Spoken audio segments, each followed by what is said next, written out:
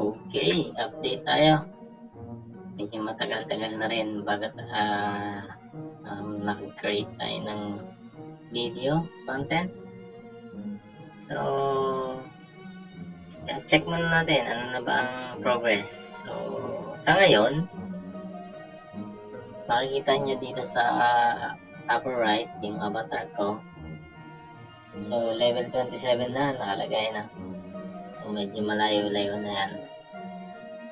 Pagkakatanda ko, level 22 tayo ng huling video. So, tingnan natin yung login streak natin na kailan na. Yung huli kong video ay 1 month na ako nun or less than 30 days. So, ngayon, nakakailang login streak na ba tayo? Check natin. Sa achievement. Sa achievement, makikita mo dito page na nga ba yun? Page. Or, check natin. Para lang makita nyo pang ilang login na natin. Tapos ako ba? Ayan, nakita ko na. Page 5. Ito. Yan, half a year. So, nakaka 47 days na tayo out of 180. Okay, makikita nyo dyan. Ibig sabihin, 6 weeks. Going strong, 6 weeks na. 6 weeks na tayong naglalaro, 47 days. So, ano na ba ang laman ng account ng 47 days na hindi nag-withdraw? Okay, back tayo. So, ang gusto kong ma-discuss nung nakaraan kasi, ang main topic ko nun is dapat ito may nabili akong NFT Devikin na rare. Ipapanlaban ko sana. Okay? Pero hindi ko yung nagawa kasi nga wala akong Devikin na level 1 na ang attribute ay 100 lahat. Pero pinagpaliban ko yun kasi medyo magastos, so dalawang isa-sacrifice ko. So ngayon, ang naisip ko doon, total sa ngayon hindi na ako nagmamadali na i-reincubate itong rare na to. Then tinutukoy ko na punta tayo yan, itong rare na to. Sort out lang natin, ma-arrange lang natin yan. Ito yung kasi tingnan nyo yung attribute niya. Though maganda yung yung vitality, fortitude, agility, sanity niya, which is sabi ko nga gagamitan ko yan ng mental weapon kasi nandun yung mataas niya. Either gamitan mo siya ng physical weapon or mental weapon, so depende yun sa affinity ng power or sanity mo. Mamili ka lang dyan sa dalawa. So, dapat yung isa dyan mataas. Siyempre, kung saan mataas, doon mo gagamitan. Pag power, gamitan mo ng physical weapon. Sanity, mataas. Gamitan mo ng mental. Ganun lang kasimple yun. Hindi na natin kailangan pahirapan sarili natin. So, isa lang gamitin natin. So, ito, dahil ito ay sanity 9, almost 10 ang max. Di mental tayong gagamitin. Ano ba yung mga mental? Obvious naman. So, ano ba yun? Dito naman, so pag book ba, pang physical ba yun? Hindi, mental yun. So, ano pa ba? So, lahat ng, obvious yan eh. Kung ano ba, daggers, or yung sword. Ito siyempre pang physical yun, di ba? So, makikita mo yan. Hindi tayo tingnan natin yung mga type ng weapon na yan. Pero, obvious yun na kung anong gagamitin mo sa kanya. Pero, siyempre, nagbasa rin tayo ng white paper. So, makikita mo dun kung ano yung mga type ng na yan. Yung hammer, di power yun. So, huwag natin i-focus ngayon yun. Pero ang point dito is either gumamit ka ng mental o physical, depende dun sa affinity ng power at sanity mo. Okay, hindi mo kailangan dalawang type dyan. So, mag-focus ka lang. So, ngayon, dahil nga ito ay kailangan either tingnan natin sa claim nga muna natin to. Click up na to. Okay. So, dito sa rituals, ano nabanggit ko, either incubate ko siya or i-transplant. So, itong transplant medyo humagastos. So, 4,000 DVK na nga ang bili ko nun. Tapos gagastos pa ako ng 2 NFT. DVK, sabihin mo ng 1-2 million ng isa. So, almost 1-2 times 2. 2-4 yung plus 4,000. So, gagastos ako dito ng 6,000 mahigit. So, ngayon, hindi na ako masyadong nagmamadali para ano yun, pinaka-mentor ko kasi ipanlaban sa PvP. Pero meron ako papaliwanag bakit hindi na ako nagmamadali. So, ang plano ko na is re-incubator. Ano bang re-incubator? Tapos, hindi ko na rin namadali itong re-incubator na to. Pero, ito na ang gagawin ko. So, ang re-incubator kasi, parang ibabalik mo siya sa pagiging embryo niya. Tapos, i-train mo siya na lang ulit para ma-max yung attributes. So, medyo mahaba yung process pero less gastos. Bakit less gastos? So, nababawasan tayo ng isang NFT. Instead na isang NFT pag transplant, 2 kasi doon. So, ang kapalit ng incubator na, so itong incubator, kahit ano yan, sample yan, para lang ma-re-incubate natin. So, hindi na saring mataas na klase ng incubator yan. So, select the begin to be born. So, common lang din. For example, ito. Kahit di pa max yan. O yun, kailangan ka dun max attribute. Ito kahit ano lang.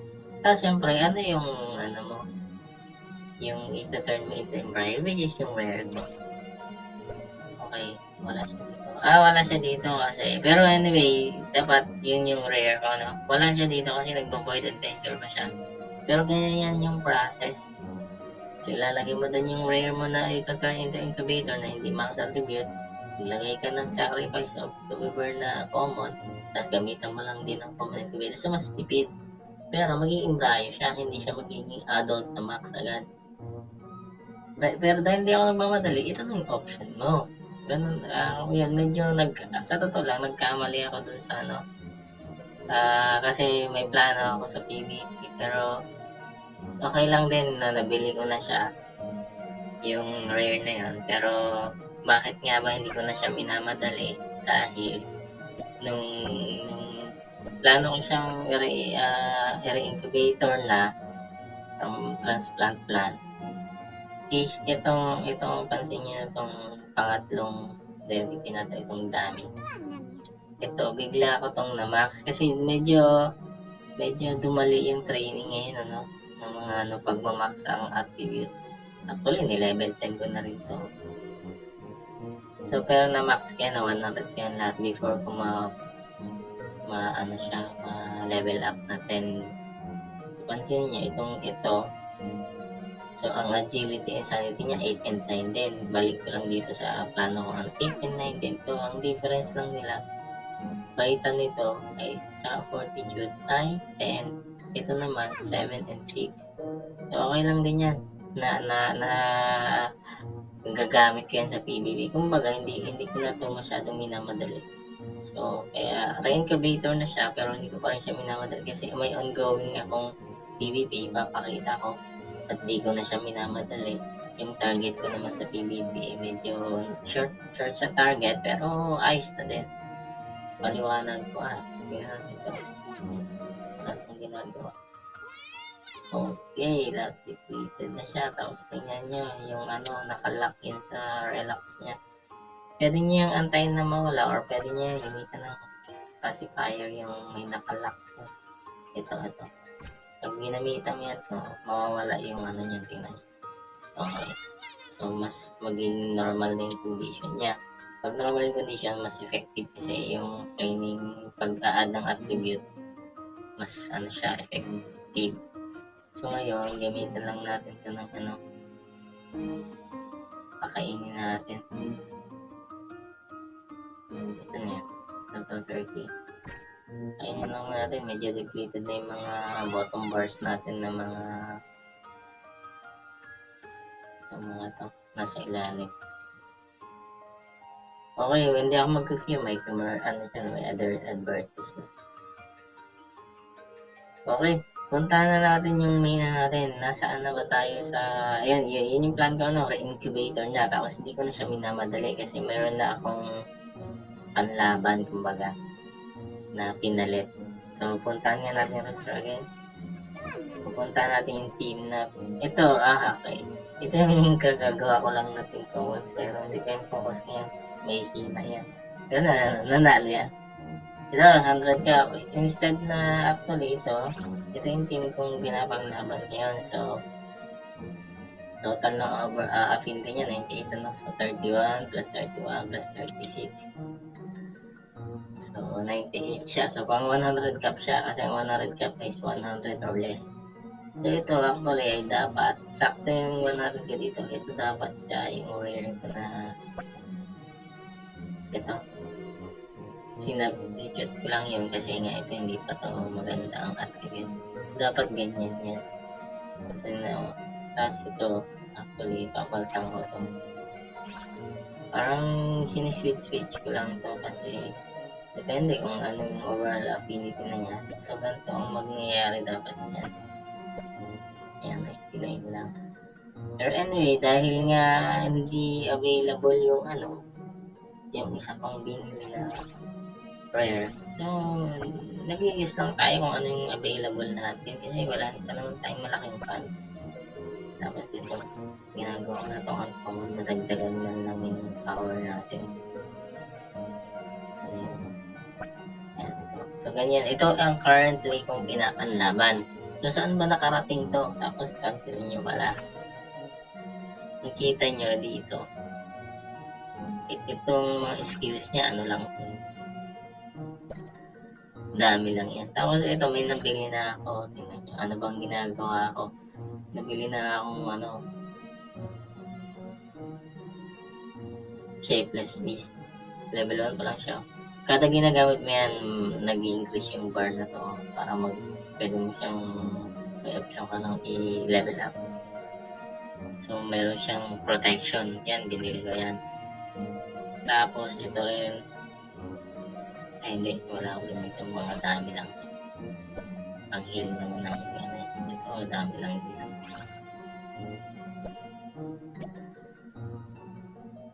Tapos, ito na. Yung pet natin, tingnan nyo. Ito ang nagdadala sa atin. Yung pet natin, nabilhan ko na rin siya ng skill. Which is itong moral. Level 2 na nga siya. Na-level up ko na siya. Pwede na siyang i-level 3. Tingnan natin sa manage. Kaso nga lang, wala pa ako nito. Hindi pa ako nakapag-farm nitong ribs. Kasi, kina-focus kong mag-farm doon sa mas mababang para madagdagan yung DVK ko. Hindi ko ma-focus to, pero later on i-increase ko yan kasi malaking bagay yan. Kasi ang moral, kung papansin niyo, pet skill siya, no? Meron siyang additional na sa all allies gain 27 dahil level 2 na to. Galing to sa 25%. So ngayon naging 27 kasi level 2 na. Yung strength and defense mo nadadagdagan 2 turns. Diba? Maraming bagay yun sa mga kalaban mo. May mahina ka, di meron kang pet skill. Ang pa-boost. So yan, ang nabili ko na. So ibig sabihin, may 3 skill ako nabili. Itong moral. Itong... dalawa lang pala. Itong protection. Ito naman, yan, pwede mo lang itong ikas sa isang tao o sa isang devil. The rest are dummy skills. Yung strike na yan, itong dummy skills. So bakit? Pansin niyo, ito ang pinakamabilis ko yan ito. Sassy to Agility, the rest mababagal yan. So dito ko nilagay yung distraction kasi parang unang tira ko, may option akong distraction agad para hindi makatira yung kalaban natin. Tapos, dinistribute ko na lang itong protection na to at saka itong heal. The rest are basic na strike. Okay, tapos itong pansin niyo, mga dami lang yung mga weapon. Tapos ito may nakuha akong sword na mythic din. Alam ko sa anong level ba to? Level 25 ba or level? Oh, basta may level sa to nakuha ko. May dalawa itong mythic na to dami. na nakuha ko sa level, hindi ko maalala kung anong level yung 20 plus na yan. So, ibig sabihin, ito ang pinapanlaban ko sa 100 cap. 100 cap, lumalaban na ako. Tapos yung combo, itong poker na to, tinry ko ito, nanalo tong poker na to. Kaya may hina yan. Kaya ako muna i-focus yan. So, 100 cap ang focus ko talaga. Lagi akong, madalas akong lumaban dito. Pansinin nyo, nasaan na ba ako sa... So, nakita nyo na yung reasoning, ano? So, yun muna ang ginagamit kong rare na yon. Kasi yung rare na binili ko, hindi ko pa na-reincubate. Tapos, take time na lang tayo doon kasi hindi na need na madaliin yan. Okay? So, tingnan natin itong PvP. Ilang days na lang, 9 days na lang pala ito. O, tingnan nyo. Platinum Division na ako. Pang 175 ako. 200 kaya kasi ang Platinum Division. So, 175. Oh, grabe yan. Ano bang reward dyan sa... Ay, tapos yun yung win-loss ko. 15 wins. 14 losses. So, tingnan nyo yan. Yung mga losses ko, nanggaling yan sa mga umpisa pa lang. Kasi wala ako, tinatry-try ko lang para magka-points. Pero wala. Hindi yan lumabas. Ngayon, nag-rack up na yung wins natin. Naman naka-platinum pa. So, tingnan natin ano ba yung makuha ko niyan. Yun, nakita nyo dito sa baba, Platinum Division, 265 points ako. Pang 175 rank ng Platinum. So, makakakuha ko ng 10,000 DVK. Oh, tingnan nyo yan. Mas meron pang dust. Diba? Ano bang ads na ito? O yan, 50. Kita dust 100 kasi yung kailangan mo para maka-forge ka ng using dust. Tapos meron pa akong makakuha ng dami ng bitik. Oh, hindi masama. Ulit, medyo mataas ang pangarap natin eh. Gusto natin makapunta ng makapasok dito ng top 100. O, 12,000 din yan. Oh. Tapos, 100 oh. Makakakuha tayo, makakapag-forge na agad tayo. Yan ang target natin. Meron tayong 100 plus na kailangan. Kaya sana mapalakas natin. Pero tingnan natin kung makakaabot tayo. Pero itong finish natin magkaroon ng 10,000 DVK, okay na yun. Wow, masama doon. Wala tayong 10,000 DVK. Tingnan nyo. Makakuha tayo. Lumaban-laban lang tayo. Tingnan natin ano ba yung mga ranking. Puro ng platinum. Sana lang overlord na. Pero wala ba? Yan. 626 ang max natin sa platinum. Tayo ay nasa 265 lang ata. Tapos ang overlord, tingnan mo, 19,400. Hindi natin kaya yan. Ang lowest yan ay 600. So, nandito tayo sa platinum. Using lang yung ganong klaseng panlaban natin. Magaling pa tayo. So, ibig sabihin, diskarte lang. So, hindi mo kailangan matakot dito mapaglaban. Makipaglaban ka lang, pero siyempre dapat mag-iisip ka rin kung ano yung kaya mo. Ang ginagawa ko dito, minsan bumabagsak ako sa gold. Sa gold, medyo madaling talunin ng gold eh. Hindi naman siya, kumbaga parang kaya nitong tao ko eh. Maybe, hindi naman dami natin. Pero ang point, makaka-finish tayo definitely ng 10,000 DVK minimum na yan. Hindi tayo babagsak dyan. Platinum tayo. Unang sabak pa lang natin, platinum na tayo. Yan yung papakita ko sa inyo yung yung rewards natin na makakuha. So nakita nyo, dahil lang dun sa panlabang kong yun, yun nga, sayang. Yung rare ko, hindi ko nagagamit sa ngayon. Pero okay na yan. Pero na tayong pang substitute. Medyo mahina yung pang substitute natin dahil sa Vita and Fortitude niya. Pero okay na yun. Mag-play ulit tayo day 1 later. Okay na yun. So, nakita nyo? So, ngayon, meron tayong makikita nyo, isa pang meron tayong 8,000 dito sa taas. Merong DV coin natin, no? 8,467.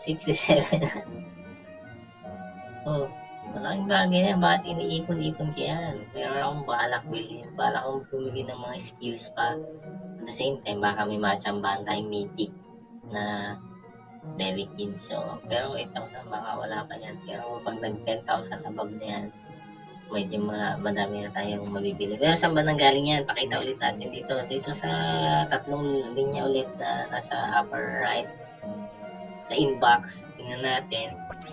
Ano ba yung mga nabenta ko? Oh, ito. Nag-farm ulit. 700. Oh, DB Coin. 2,500 na nakuha natin kasi marami tayong event itong last week eh. So, kaya tayo nagkaroon ng ganyan din kalaking DVK.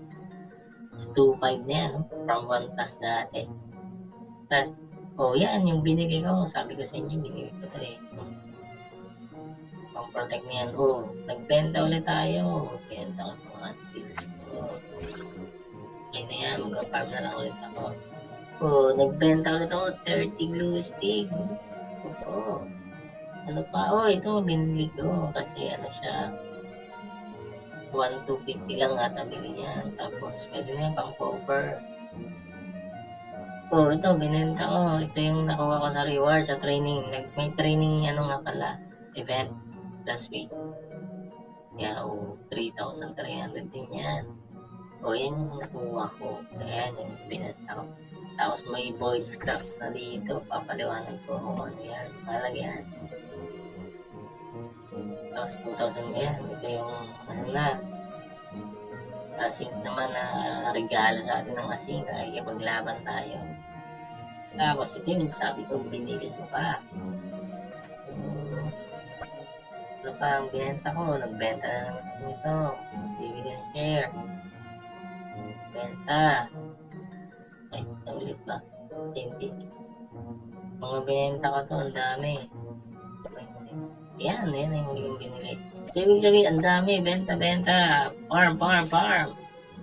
So, kaya umabot yan ng 8. Actually, mahal yung mahal yung bili ko ng yung skill may 5,000, almost 5,000 din yung isa yung moral. Tapos yung moral lang naman yung pang-protect. 700 na. Makikita nyo naman yan dito eh. Kaya na. 27,000 pwede na tayo mag-withdraw ng 27,000. Kasi 27 level na rin. Ay, minamultiply lang niya ng 1,000. Pero hindi pa tayo mag-withdraw. Ano ba naman yan? Dito rin makikita niyo yung mga transaction nyo. Ito kung magkano. Diba? Diba? Pero nabubura ito. Nakikita mo ito. Anyway, yan yung itsura niyan. Diba?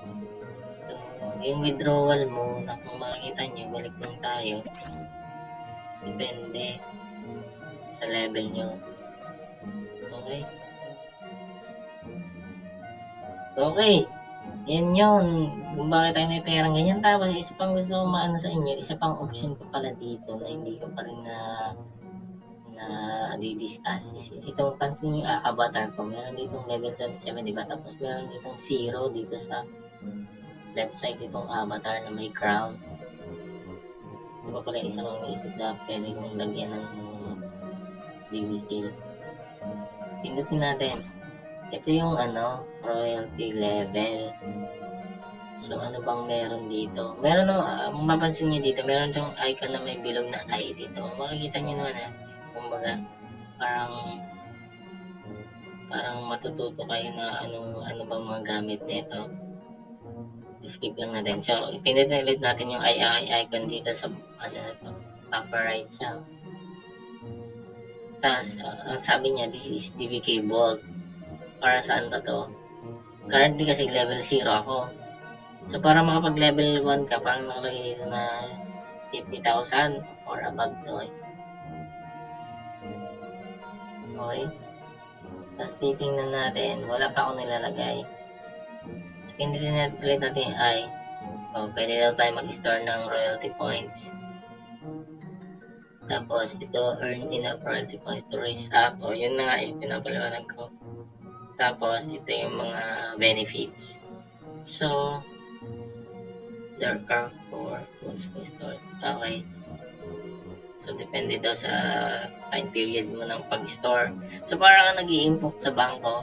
Tapos, depende sa kung magkano yung ilalagay mo sa kung anong period man. Tingnan natin later kung ano yung mga period na yan.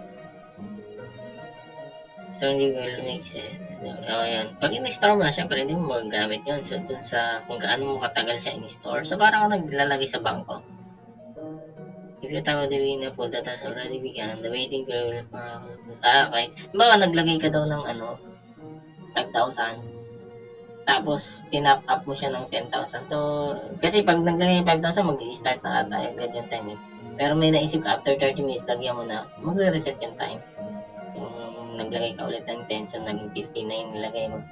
So, instead na nakaka 30 minutes ka na, magsisira ulit yung time. Yun lang yung gusto niya ipaliwanag. The longer the waiting period, the more royalty. Also, habang tumatagal ba, 1 month. Tapos versus, sabihin mo may 6 months.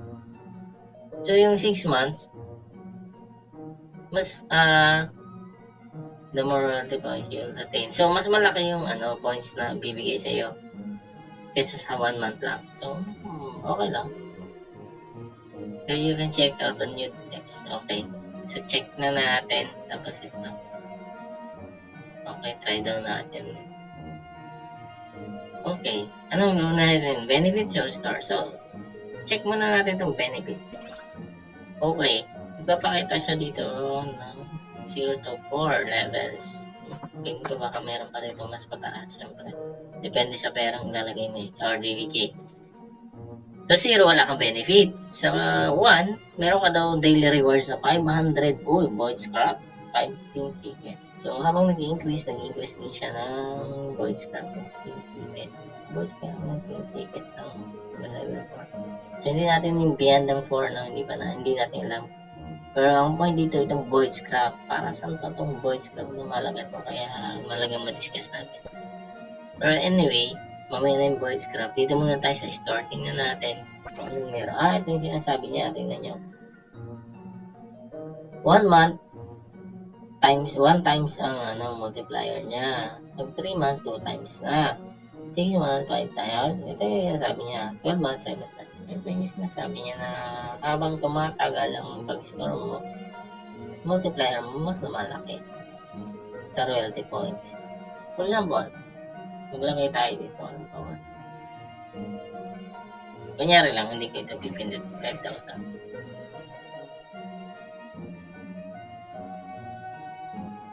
So, ilagay na, pindot na natin ng 1 month. So, ilan ang expected? 5,000 royalty points lang. Pansinin nyo yung level 2 kanina, 50,000 ang record natin. So, kasi times 1 lang multiplier mo eh. So, malamang ito, pag pinili mo 10k, 10k din. So, ibig sabihin, yung 1 year po ay 35k. So, kapos pa din sa level. Ano ba? Level 1. 0 to level 1 yung kanina. Backman natin. 0 to level 1. Kailangan mo 50,000. So, ilan ba ang 50,000? So, dahil malaki multiplier sa 12, ito na lang try natin, 12 months times 7. So, yung 8,000, saan ba ito aabot? Uy, 56. So, pwede na ako maka-level 1. Yung level 1, 500 Void Scrap din makukuha mo. Tapos 5 pink ticket ata. Ibig sabihin ito, kasi 56,000, no? 12 months. So, 50,000 na kailangan. So, ibig sabihin, pwede ako maka-royalty level 1. Oh, interesting po, di ba? Pero, tsaka natin decide. Ang point lang dito, pag in-store mo na yan, hindi mo na muna yan makukuha in 12 months. Tapos, pero meron ka na mga daily marireceive na Void Scrap na pink ticket. Pero wag mo na po. So, pinakita lang natin kung paano gumagana. Pag 6 months na pinili mo, di 40k, kapos ka pa rin. So, pwede ka mag-try ng value. Ilan ba?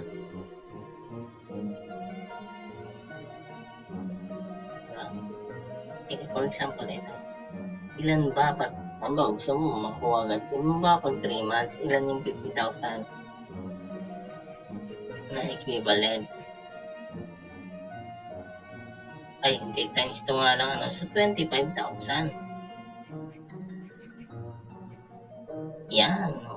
3 months. Gusto mo 3 months na. Kailangan mo maglagay ng 25,000 DBK. Gusto mo mabilisan lang. Diba? Ganon. Gumagana to. Okay. Later. Tingnan natin. Pero balak natin lagyan para may makuha tayong void scrap. Tingnan ulit natin benefit. 500 void scrap and 520. Yung void scrap kasi, kaliwanag na natin.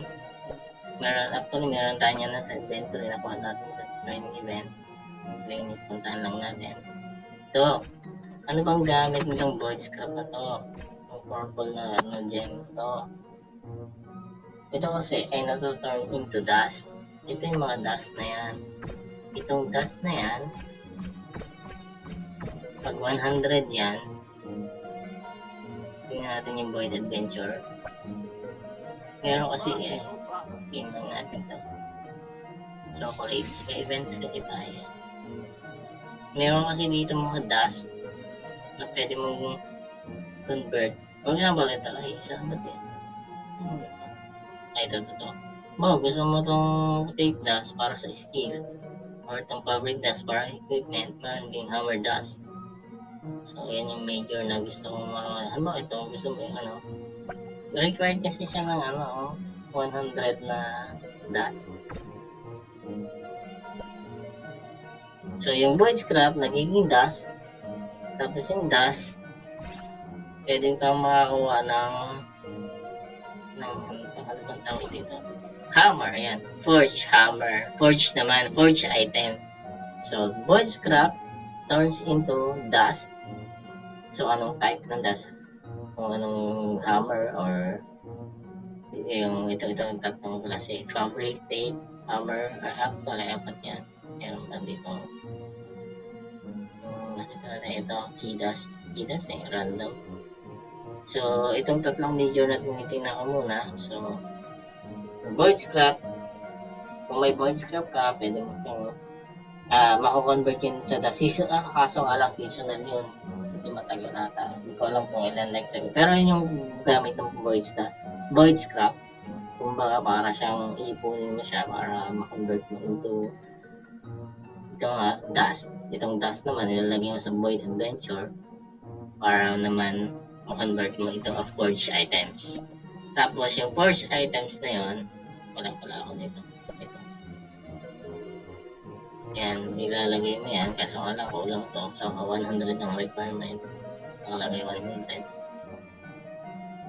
So, tapos, na-convert mo na yan sa ganyan, sa forge item. So, meron dito nasa may gitna o katabi ng combat. May forge dito So, mamimili ka naman dun sa, naging forge item na siya. Tsaka mo naman siya dito ilalagay para magkakakuha ka ng items. So, either, apat na klase siya. So, yung kanina, forge hammer, tape, ito yung tape para sa skill. Ito naman is para sa equipments. At ito, random. Ayun. Yun yung natin. Ganyan tayo. Yun yung natin, yun yung tungkol dyan. So, na-discuss natin yung mga bagay na yun. So, siguro yun muna. Hanggang doon lang muna yung discussion natin. So, medyo marami din yan. So, ayun. 6 weeks na tayo naglalaro. Meron na tayong expected na 10 DVK para sa 10,000 DVK para dun sa natin, PvP event. Tapos meron pa tayong ongoing na farming nakaka 8,000 na higit na tayo dito. So, tingnan natin. Wala pa tayong binibidro pero meron tayong nakikitang future para dito. So, yun muna. Thank you. Please like and subscribe nga pala mga chong.